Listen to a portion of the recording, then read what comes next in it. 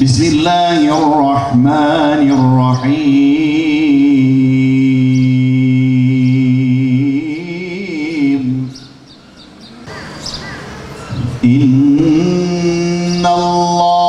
işterâ minel mu'minîne enfusahum ve emvâlehum bi enne lehumul cennet.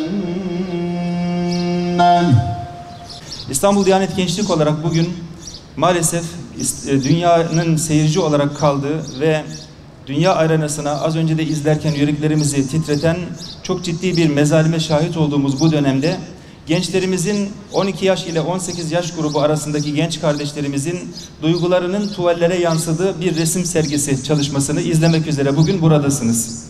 Ayrıca programımız içerisinde bugün Gazze'de diploma bekleyen ancak diploma yerine şehadetname alan çocuklarımızın bir ödül töreni mesabesinde tiyatral bir gösterimiz de olacak ve bu arada tabii ki orada vuku bulan olayların ruhlarımıza yansıyan, gönüllerimize yansıyan iz düşümleriyle de ilgili kıymetli büyüklerimiz, yazarlarımız, söz üstadlarımız sizlere anlatımlarda bulunacaklar.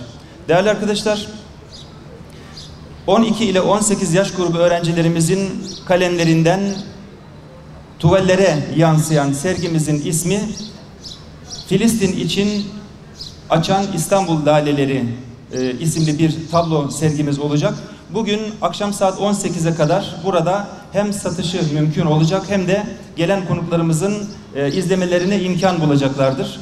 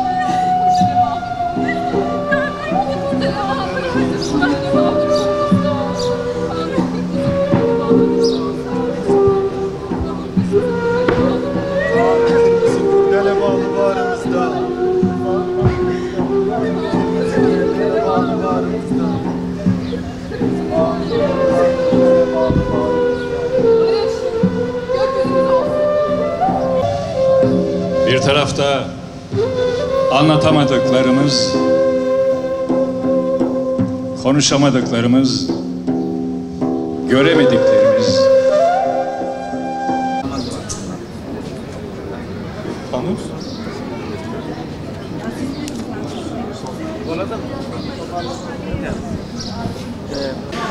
Bugün İstanbul Diyanet Gençlik adına Nur Osmaniye Camii'nin önünde içerisinde 3 farklı aksiyonun olduğu güzel bir etkinliğe imza atıyoruz. Bu etkinliğin temeldeki amacı Gazze'deki soykırıma dikkat çekmek. 2 aydır gençlerimizin bu programla ilgili bir tablo hazırlık süreçleri var. Sanat danışmanımız Hacer Hoca ile birlikte çocuklarımız 2 ay boyunca hem Nur Osmaniye Gençlik Merkezi'nde hem de kendi bulundukları mahallelerde, okullarında, evlerinde Filistin için açan İstanbul Laleleri isimli bir tablo çalışması yaptılar. Ve o tablo çalışmasının bugün hem sergisi var. Bununla birlikte okulların mezuniyet süreçleri, şu anda okullardan öğrencilerimiz mezun oluyorlar. Ama Gazze'deki öğrenciler mezun olamadılar. Onlar diploma yerine şehadetname aldılar.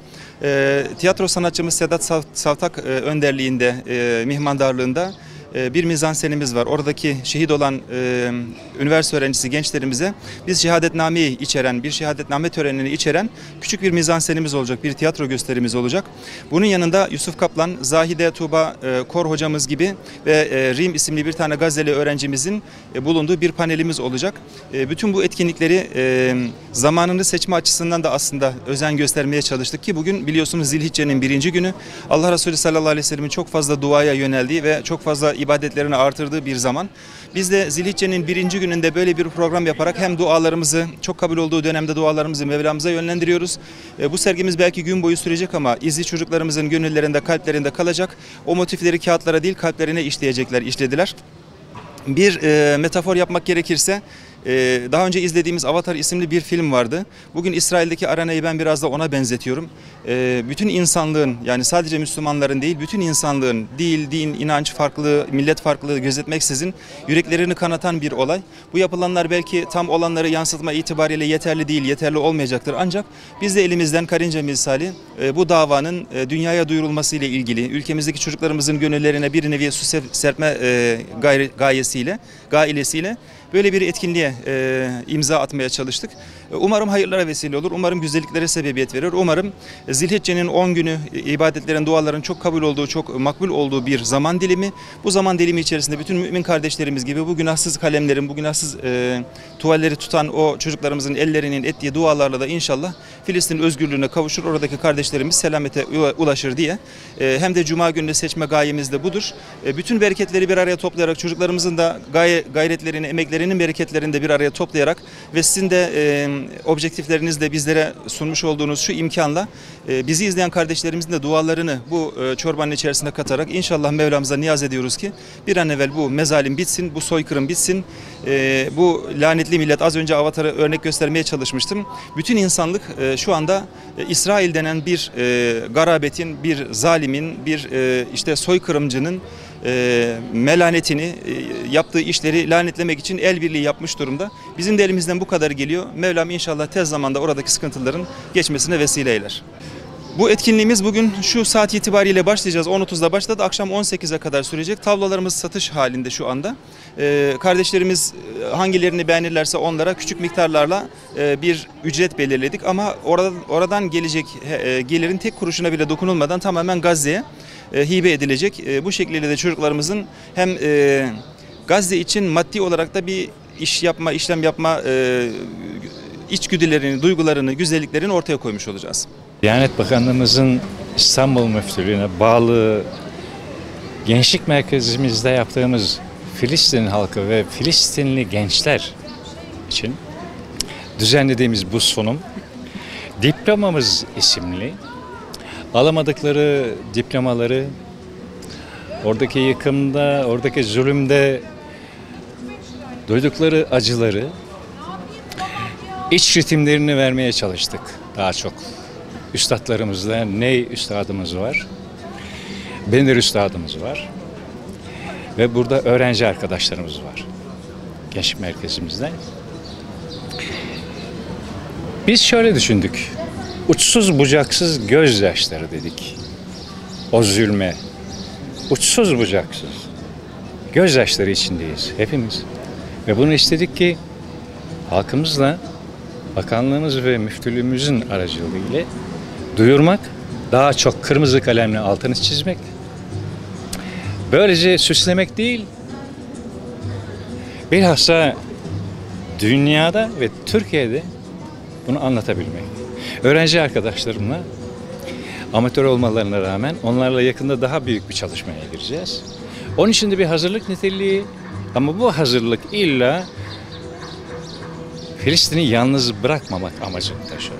Bugün İl Müftülüğü'nün yaptığı çok güzel bir programdayız. Gördüğümüz üzere zaten burada çok güzel tablolar var ve bunlar uzun bir miktara öğrenci kardeşlerimize satılacaktır.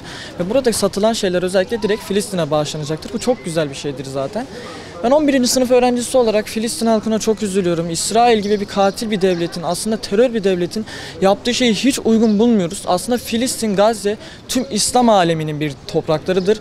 Hepimizin buraya sahip çıkması lazım. İsrail'in yaptığı şeyi hepimiz lanetliyoruz ne yazık ki. Bütün dünyanın gözü zaten bildiğimiz üzere Filistin ve Gazze'dedir.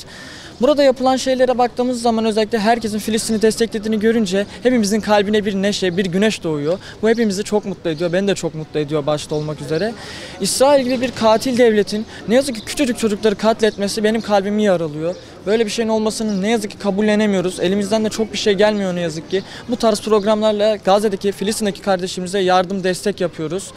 Yani çok üzülüyoruz. Yapabileceğimiz hiçbir şey yok ne yazık ki. Fakat elimizden gelen her şeyi de yapmaya devam edeceğiz. Buradaki program çok herkese vesile olacağını düşündüğüm bir programdır.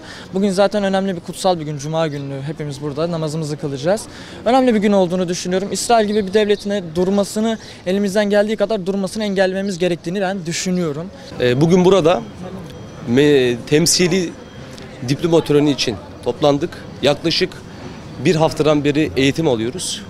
Bu eğitimde değerli hocalarımızın bize katkısı çok büyüktür. Burada çok yoğun duygular var. Çok önemli yerlere mesajlar gönderiyoruz. Buranın bizim için onuru, duygusu ve hissettiğimiz acılar hep birdir.